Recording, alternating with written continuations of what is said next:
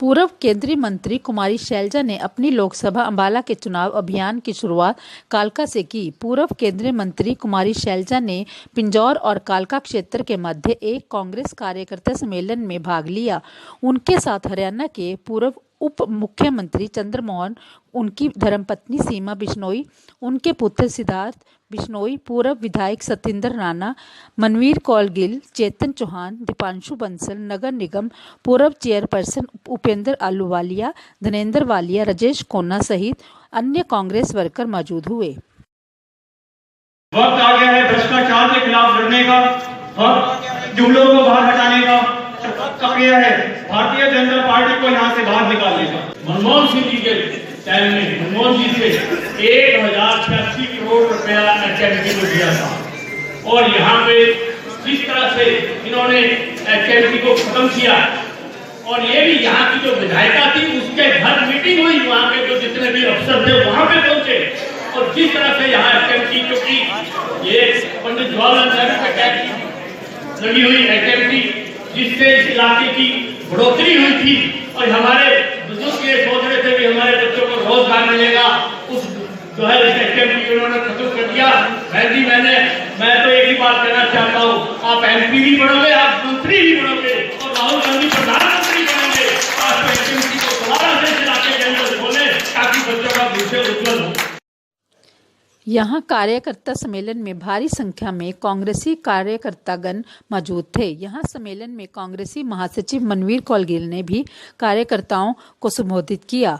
वहीं सिद्धार्थ बिश्नोई ने भी कार्यकर्ता सम्मेलन में बीजेपी पार्टी की पोल खोली।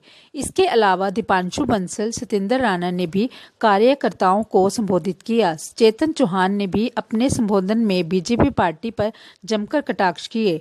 राजेश कोन्ना ने भी कार्यकर्ता सम्मेलन में अपने विचार प्रकट किए।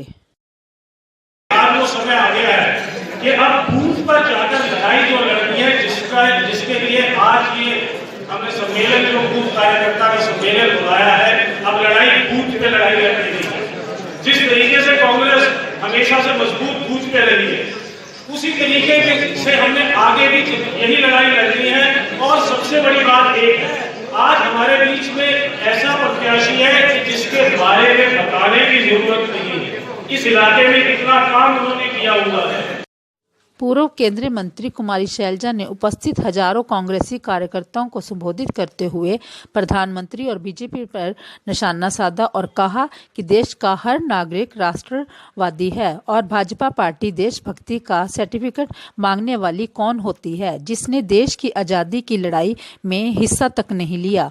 पूर्व केंद्रीय मंत्री कुमारी शैलजा ने कहा कि बीजेपी पार्टी देश की जनता का ध्यान भटकाने का काम कर रही है, जबकि विकास की बात नहीं की जा रही थी। आप क्या नागरिकों से राष्ट्रवाद का आप कौन होते हैं उनसे सर्टिफिकेट मांगने वाले? इस देश का हर नागरिक राष्ट्रवादी है। कृपया ऐसी बातें मत करिए, आप लोगों पर शक मत डालिए अपने नागरिकों पर।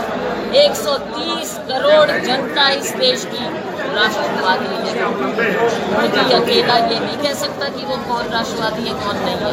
इन्होंने तो आज़ादी की लड़ाई तक में भाग नहीं लिया था। कौन है ये राष्ट्रवाद का नारा? सारी बातें की खत्म हो चुकी हैं, विकास की कोई बात नहीं।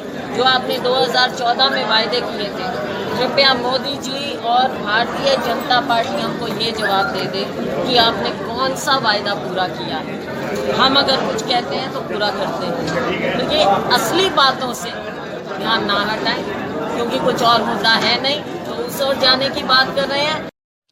पूर्व केंद्रीय मंत्री कुमारी शैलजा ने मीडिया से बात करते हुए कहा कि भाजपा पार्टी देश की जनता को जवाब दे कि क्या उनके खाते में 15 लाख रुपए दिए या नहीं, या भाजपा पार्टी देश के युवाओं को रोजगार देने की बात का जवाब देकर दिखाए, जबकि बीजेपी पार्टी ने छोटे छोटे उद्योग धंधे खत्म कर दिए हैं।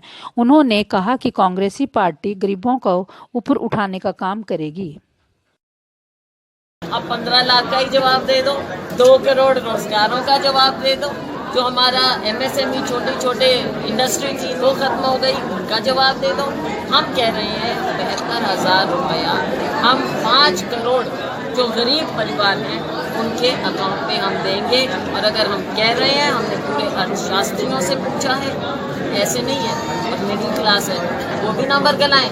हमने किसी की जेब से, टैक्स पेयर बहुत कम लोग होते हैं, उनकी जेब से नहीं निकालना है, सेविंग करेंगे, गरीब लोगों का हाथ पकड़ेंगे, उनको ऊपर उठाएंगे ताकि सभी लोग ऊपर उठ सकें।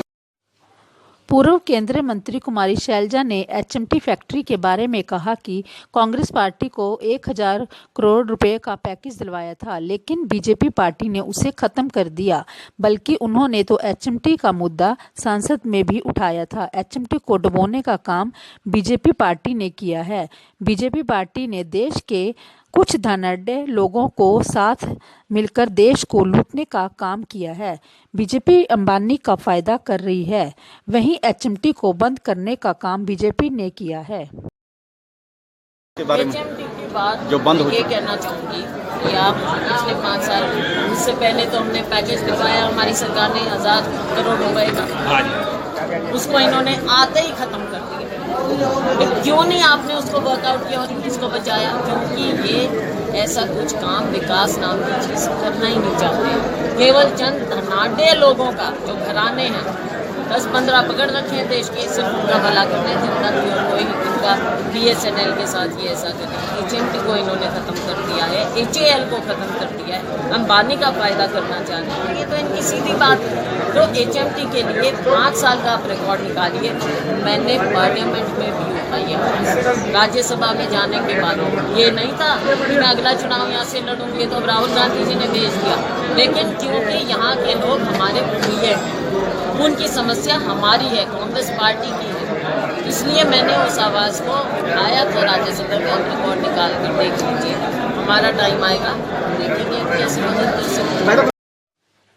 पूर्व केंद्रीय मंत्री कुमारी शैलजा ने कहा कि लोकसभा चुनावों में हरियाणा की 10 सीटों पर कांग्रेस पार्टी के उम्मीदवार जीतेंगे, जबकि देश में पूरे बहुमत से कांग्रेस की सरकार बनेगी।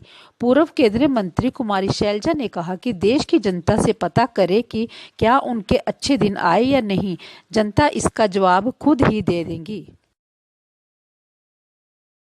10 और देश में हम मेजॉरिटी पे आ गए। आप देख लेना, ये जो इनकी हवा है ना, क्या निकालते थे पहले ये उनके पिछली बार जो इंडिया शाइनिंग, क्या हुआ उसका, और अब क्या कह रहे हैं? कुछ नहीं जी, पिछली बार भी ऐसी झूठी बातें, अच्छे दिन बता दो, जनता से पूछ लो।